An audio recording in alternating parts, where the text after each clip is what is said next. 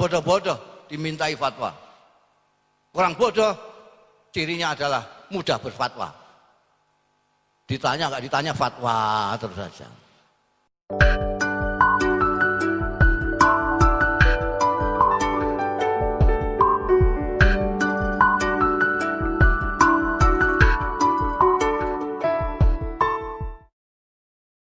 Assalamualaikum warahmatullahi wabarakatuh.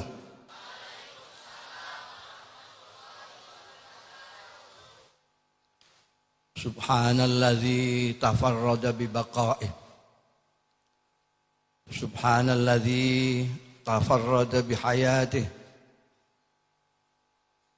Subhanalladzi khalaqal mauta wal hayata liyabluwana ayyuna ahsanu amala. Wassalatu wassalamu ala asrafil anbiya'i wal mursalin Sayyidina wa maulana Muhammadin wa ala alihi wa ashabihi ajma'in, amma ba'd. Hadaratil masyayikh wal asatizah al aizza wa fil muqaddimah sahibul fadilah wal karamah akhi sayyid Yai Haji Luqman Saifuddin di Maizu, saudara-saudaraku, para budayawan, seniman, sastrawan, ibu-ibu, bapak-bapak, para santri-santri, terutama santri-santrinya Al-Maghfurlah wal marhum Simbah Maimun Zubair yang saya cintai. Belum sampai 40 hari wafatnya orang alim al-arif billah Yai Maimun Zubair. Telah wafat lagi seorang alim, alimul qaum, Bapak Burhanuddin Habibi. Ayo sekali lagi kita membaca Suratul Fatihah untuk Pak Habibi. Al-Fatihah.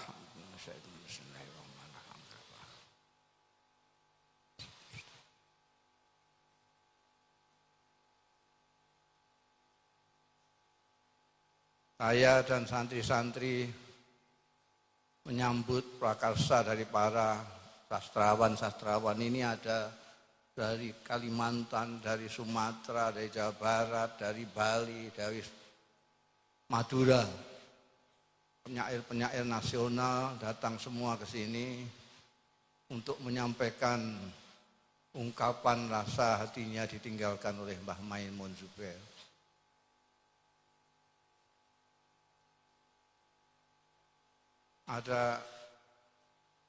Ini ada Menteri Agama, jadi saya tak mendalil. Biasanya saya tidak pernah dalil, karena ada orang Jakarta, orang Jawa Barat, saya dalil. Kalau nanti sebelum ditanya dalilnya ini sahih apa enggak, saya bilang ini jaminan sahih, hadis muttafaqun alaih. Bahkan riwayatnya bersumber dari beberapa sahabat. Ada yang dari Abdullah bin Amr bin As, ada yang dari Abdullah bin Umar bin Khattab, dengan redaksi yang berbeda-beda tapi maksudnya sama.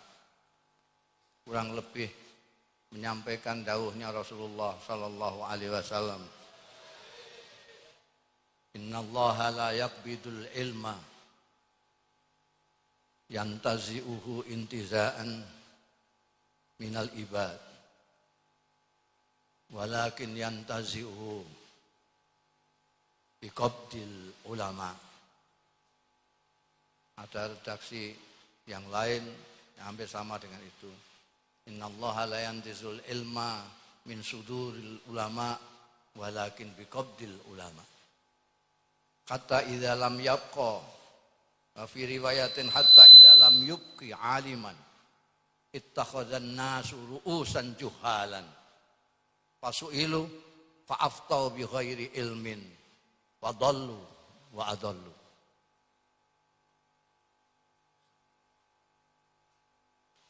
Allah itu kalau mau mengambil ilmunya tidak didodosi dari dadanya ulama-ulama. Lalu ulamanya masih hidup, ilmunya dibawa, ditarik kembali, tidak. Tapi biqabdil ulama, dengan mengambil ulamanya itu sendiri. Kiai Hasyim Asy'ari, diambil Kiai Hasyim Asy'arinya, dan ilmu hadisnya, dan ilmu-ilmu lainnya. Kiai Wahab Hasbullah diambil ilmu-ilmunya. Kiai Bisri Samsuri diambil. Kiai Maimun Zubair dengan ilmu tafsirnya, ilmu hadisnya, ilmu tasawufnya, ilmu-ilmu yang sekian banyaknya diambil bersama Kiai Maimun Zubair. Sekarang orang pada menangisi kehilangan Kiai Maimun. Sekarang ini 40-an hari malam ini banyak sekali di Purwodadi, di Pati, di mana-mana dengan caranya sendiri-sendiri. Ada yang selawatan, ada yang tahlilan. Di sini ada yang menyampaikan ungkapan-ungkapan dengan ungkapan-ungkapan indah para penyair.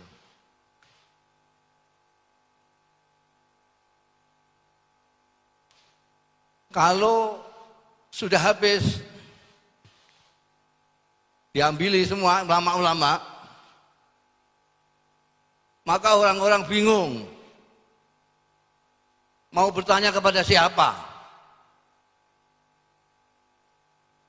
mau mengangkat pemimpin siapa, mencari pedoman siapa, karena sudah langka ittakhadzan nasu ru'usan juhalan. Maka orang bodoh-bodoh dimintai fatwa. Orang bodoh cirinya adalah mudah berfatwa. Ditanya nggak ditanya fatwa terus saja.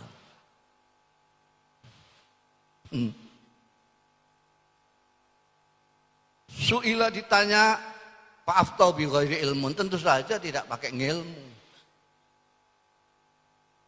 Tidak punya ilmu. Suka fatwa tapi bulet enggak karu-karuan, orang tambah bingung mendengar fatwanya. Al-Imam Qadhi Iyad yang hidup pada abad ke-5 Hijriah. Beliau wafat pada tahun 544 Hijriah. Sekali lagi 544 Hijriah. Sekarang berapa? 1441 Hijriah.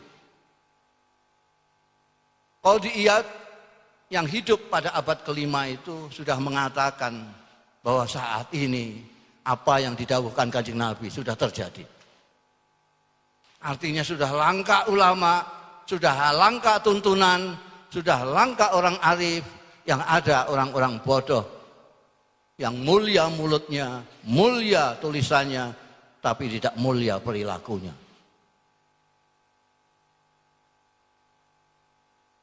Itu 5 abad yang lalu. Pada waktu itu masih banyak ulama-ulama yang hebat. Ulama-ulama mazhab, ulama hadis, ulama banyak sekali pada waktu itu. Itu Qadhi Iyad sudah mengatakan begitu. Sekarang abad ke-15. Itu yang saya ceritakan abad ke-5 Qadhi Iyad itu. Sekarang abad ke-15. Maka jangan tanya kalau sekarang orang pada bingung ketemunya ulama-ulama yang tidak menunjukkan jalan yang baik, tapi ulama-ulama yang menyesatkan.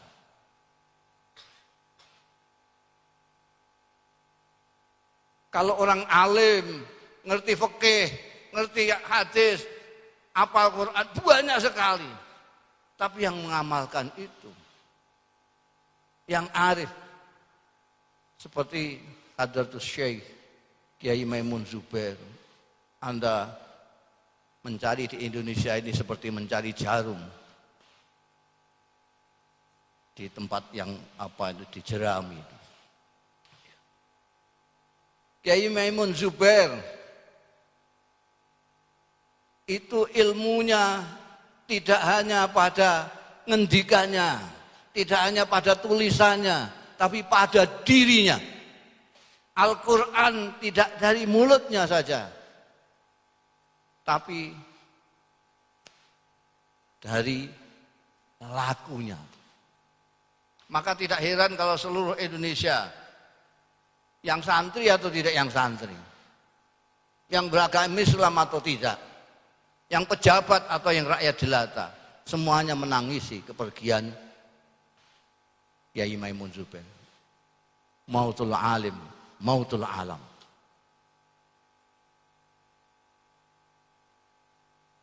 Orang alim dalam Islam diukur dari seberapa dia paham tentang Al-Quran, diukur dari seberapa dia kenal dengan Rasulullah Sallallahu Alaihi Wasallam.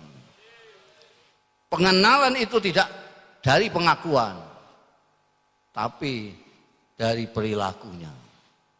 Kalau dulu para sahabat, baik yang membaca Quran atau yang tidak, bisa melihat Al-Quran itu dari Rasulullah Sallallahu Alaihi Wasallam. Belakangan itu ditunjukkan oleh ulama-ulama. Tapi ulama-ulama itu sudah tidak jelas maknanya sekarang ini. Karena itu saya tidak pernah menggunakan kata-kata ulama. Entah masih ada stoknya apa enggak. Yang ada hanya ulama bahasa Indonesia. Seperti majelis ulama segala macam itu. Itu ulama bahasa Indonesia. Orang mengira itu bahasa Arab. Bukan, itu bahasa Indonesia. Kalau bahasa Arab, Pak Habibie minal ulama.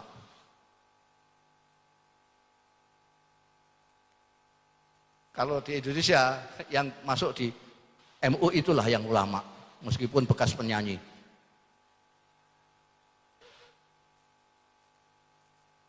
Jadi kita jangan hanya menangisi Kiai Maimun saja, tapi berdoalah kita mudah-mudahan ini memang tidak sedang akan kiamat.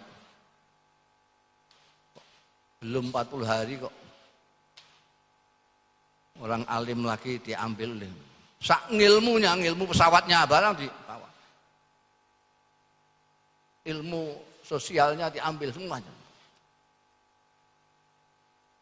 Jangan hanya menangis saja, tapi mari sedapat mungkin kita mencuplik sedikit dari amaliyah dari Kiai Maimun Zubair.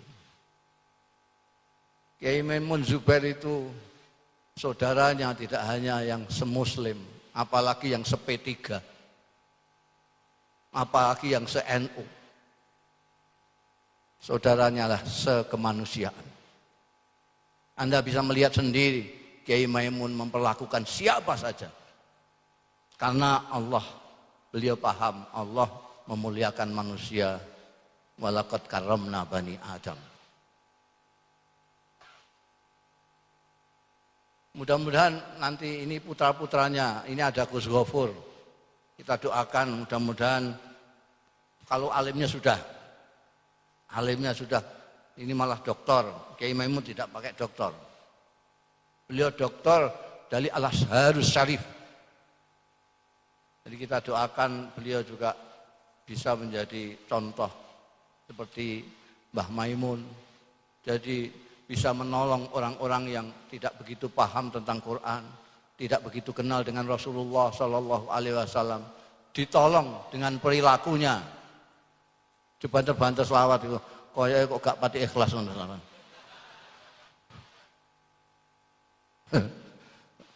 Itu santri gak pati pahaman ya kono. Ngajine ning Google. Itu. Oh, bal maca Quran dikeploki dan ngisin-ngisini kiai ini.